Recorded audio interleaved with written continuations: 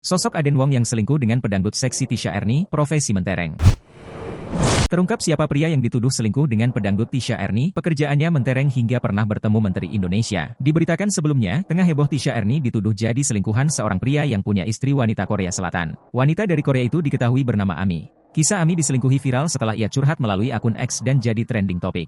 Belakangan terungkap sosok Aden Wong, WNA Singapura yang diduga berselingkuh dengan Tisha Ernie. Ternyata Aden Wong adalah pengusaha kenamaan yang jadi petinggi di perusahaan bonafit luar negeri. Hal tersebut diungkap sendiri oleh Ami dalam postingannya di TikTok. Aden Wong adalah direktur regional sebuah perusahaan ternama di dunia berinisial DP. DP adalah perusahaan penyedia logistik yang melingkupi pembangunan terminal maritim dan darat hingga layanan kelautan dan kawasan industri. Di tahun 2022, Aden Wong pernah bertemu dengan Menteri Perdagangan Muhammad Lutfi kala itu guna membincangkan kerja sama Indonesia dengan perusahaan DP. Sebelumnya, Aden Wong pun telah berkarir di berbagai bidang dengan posisi mentereng. Aden Wong pernah menjadi CEO sebuah perusahaan swasta di Singapura, konsultan, kepala bagian bisnis, asisten manajer hingga manajer. Lulusan S2 Lee Kuan Yew School of Public Policy itu pun dikenal sebagai sosok berprestasi. Aden Wong adalah lulusan terbaik sarjana teknik di National University of Singapore. Selain berprestasi dan memiliki karir cemerlang, Aden Wong juga mempunyai keluarga harmonis. Menikah dengan WNA Korea Selatan, Ami 16 tahun lalu, Aden Wong dikaruniai 4 orang anak. Namun keharmonisan rumah tangga Ami dan Aden Wong hancur saat Tisha Ernie hadir di pernikahan mereka.